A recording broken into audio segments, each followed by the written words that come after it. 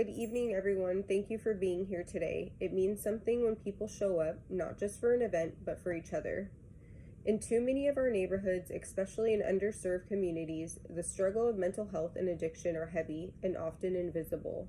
Some of the barriers to treatment include limited treatment options, long wait times for appointments, no continuity of care, and higher likelihood of relapsing, as well as financial barriers, cultural and language barriers, and historical discrimination in healthcare system. There also tends to be a high volume of co-occurring disorders within these communities and lack of treatment providers that cater to this high need. We see the pain behind closed doors, the silence in homes, and the weight carried by women, mothers, daughters, and sisters who are just trying to survive another day. Mental health and addiction are topics that hit very close to home for me as I struggled with it for many years, 22 to be exact.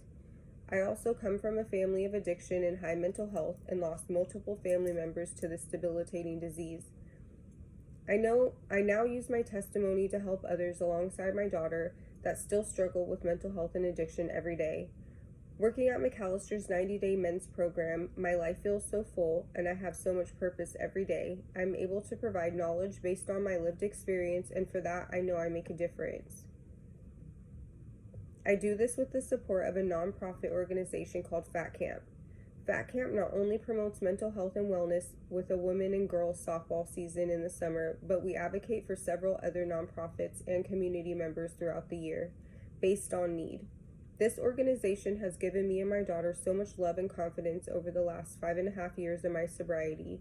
I believe that community is one of the most powerful forces that we have. It's not just a word, it's a lifeline. When we create spaces like our women's softball games, like the ones held during our Fat Camp season, or organize Walk for Sobriety, such as the Macallister's Walk for Sobriety, we are doing more than just hosting events. We are breaking cycles and isolation. We are saying that you are not alone. And we're planting seeds of healing in places where trauma has taken root for too long.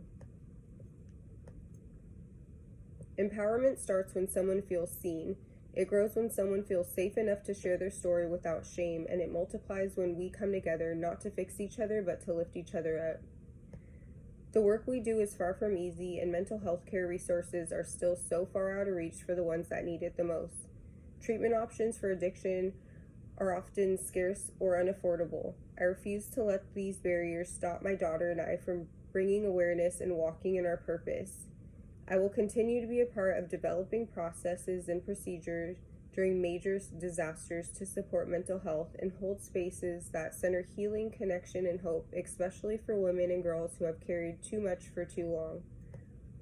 These are great examples that change begins in community, and community starts with each of us showing up with open arms, open minds, and open hearts.